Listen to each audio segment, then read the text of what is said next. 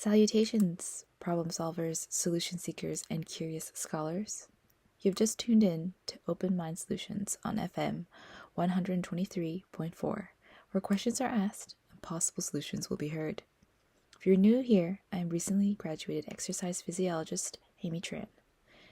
Things that hold my interest are puppies, eating healthy, and knowledge expanding. Today, on November 21st, 2020, at 3 p.m., we are here to uncover the vicious cycle that plagues us. This week, we are broadcasting from Philadelphia, Pennsylvania, city of brotherly and sisterly love, a place very dear to my heart. I'll be discussing the topic of fitness in educational systems, formally put, or expanding on the question as how other countries approach their fitness or physical education in their school systems. So what sparked this question? Well, for middle school, I was fortunate enough to go to a charter school. We had PE once every week, and it was treated like a special subject, sort of like art or music or Italian. PE, of course, was not placed on the same level as math, English, or science, and during that time, I really hated PE. And hate is a very strong word. I can't even lie and say that I only disliked it. For me, I really hated it. I hated the uniform. I dreaded the day when we were stuck in the cafeteria/gym. And don't get me started with going outside, because going outside meant assessment day, or it meant softball, football, and those days were brutal, because my lack of coordination showed. The teacher, though, was pretty cool. Shout out to Mr. Nyman.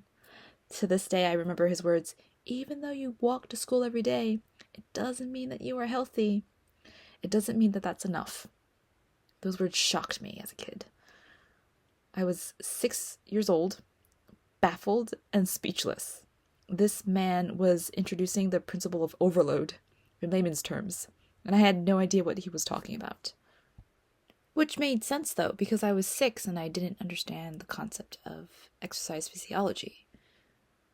But isn't that a bit of a waste of PE? Shouldn't we know about this stuff? Maybe not everything at age 6, but at least we should know at a young age that physical activity, exercise, is very important to the human body. So what's the big deal? Well, the big deal is that as we grow older, so does the school system. And the school system's old model of how they prioritize subjects is getting outdated. It doesn't work anymore. We as exercise professionals should advocate, adapt, and change our mindsets as well as changing the mindsets of others, especially those who help mold the minds of our future generations. I hated PE, but I loved running, and I did my first marathon before the age of 20. So in the end, it's about interest and who will spark that interest and knowledge. For those listeners who do not have an exercise science background, physical education is the foundation of basic exercise and physical activity instruction, and sometimes it often gets clumped with other health-related topics, which it should be. The American College of Sports Medicine, ACSM, provides guidelines that Americans should follow. Other than the COVID-19 pandemic that we're experiencing now, physical inactivity is another pandemic that no one talks about except for those in the field. According to ACSM, there is also a lot of health benefits to exercise: decreased depression, anxiety, increased preventable health measures like obesity, fall injuries, chronic diseases, and enhanced mental and physical abilities. Despite knowing there are so many health benefits to exercise, preventative measures are overlooked in our healthcare system. PE still has so many negative connotations that are attached to it and is seen as worthless.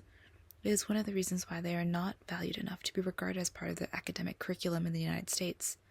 Therefore, underfunding, budget cuts cannot be avoided for this school subject. Replacing staff members with underqualified teachers to teach a subject is what is hurting our field and our students' perception of what physical fitness is about. The National Education Association, NEA, is an organization that has over 14,000 communities in the United States, all advocating for the importance of a well-rounded education, as well as other social topics like bullying, federal legislation, and education funding. NEA Today, which is NEA's news section, talks about this important issue. The protection of PE is just as important as any other academic subject. Reinforcing policies that devalue PE heavily reflect the ignorance of what politicians think is better for the general public, when they themselves lack the knowledge of why physical activity is important. Let us do a throwback to the ancient times when PE was considered part of an individual's education. According to Harvey Abrams, who wrote a piece on pancreation for the Canadian Journal of History of Sports and Physical Education in 1979, the Greeks have recorded athletic techniques and taught them. PE has been around for ages, much like his brother and sister subjects, language, math, and their well-known, less-valued sibling, the arts. Pancreation was a sport that was being categorized as a brutal contact recreational activity. It was a mixture of boxing and wrestling. So why is it this topic seemed to be so minuscule compared to the discussion of the arts, math, science, or literature, despite its common origins? Well, later, Abrams made a distinction between two Greek cities that taught education as well as PE as part of their academic curriculum. Here you had two schools of thought. Spartans put their youth through military-type training, promoting pancreation and emphasizing physical fitness and strength. Then you had Athenians, who viewed physical physiques to be beautiful like pieces of art, but still valued physical fitness. The Athenians were less violent than the Spartans, but they incorporated pancreation into their education. These two Greek cities are evidence of two communities with different ideologies pertaining to physical education. The Athenians treasured academics and physical education equally. Why do Americans only reciprocate academics and neglect physical fitness? Why do this when they can coexist? There was a book that was developed by Thompson and Sue about various countries with their handling of physical education. It was called Global Perspectives on Physical Education and After-School Sports Programs. Starting off with Kenya, a country that has gone through colonization and revamping of its nationalism, their government utilized the concept of sports as a factor of unity to promote a sense of pride in their nation. However, the way the subject was taught was another story. There was no actual curriculum at first. PE was not prioritized as a subject to begin with. After 1980, there was a support for PE to be incorporated into schools. Elementary schools had their students participating in PE classes every day of the school week, but with no actual instruction or class structure. 10 years had passed before an actual teacher was able to teach the subject. Those who taught PE ended up having multiple roles in their schools: teacher, coach, as well as sports organizer. However, there is a downfall. Thanks to Kenya's rising position in the sports industry, those who are not athletic tend to be more ostracized. Kenya's shift from no PE focus to home of many talented athletes is an extreme academic model shift. Mbar and Adodo had made their contributions to the Global Perspectives of Physical Education book. Their focus was Nigeria, another country with a history of colonization. Nigeria had made great strides in policy implementation to further its country in the world of sports. Despite the support for sports advancement, there was no evidence of PE being taught. The rest of the chapter added possible steps to help its country with promoting PE in its infant stages, but due to the lack of resources, teachers, and the importance of PE to its people, Nigeria falls short to make any advancements in this area. Comparing both Kenyan and Nigerian models, there seems to be a common thread, which is not having enough resources and teachers to fill positions. In Kenya, the line between PE and sports is blurred, and you have one person taking over multiple positions, whereas in Nigeria, no one seems to value PE enough to fill the position despite there being public policies implemented. There is no government initiative. Many Nigerian athletes are turned away from their own country's university, and there is no further sports or PE educational courses being offered in those universities. So far, even with policies put in place, Nigeria does not seem to want to embrace its physical education culture. It is there, but not prioritized.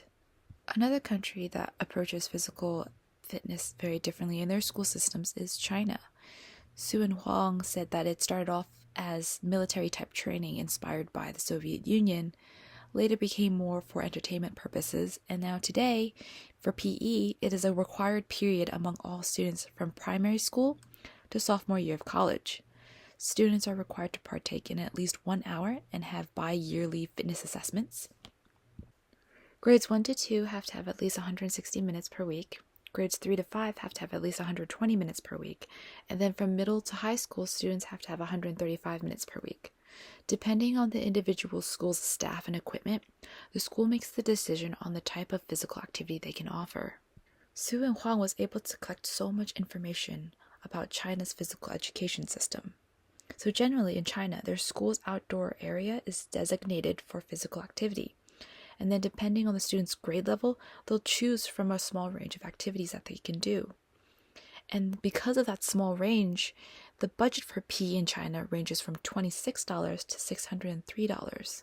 Despite social negative connotations surrounding being active, China's government requires that only teachers with higher degrees in PE are qualified to teach PE in schools. It is so interesting to see how other countries approach physical education in their school systems. Studying various models helps us attain solutions that could be applied to our school systems in America. We need to educate other exercise physiologists and maybe inspire them to reach further into trying to understand the problem, realizing it is so important to individualize a client's care, but that goes the same thing for schools when it comes to their PE models. One size does not fit all. A general statewide PE curriculum cannot be applied to every school and expect to flourish. As an exercise physiologist, our only options isn't just PT and personal trainer. There's a plethora of choices to choose from.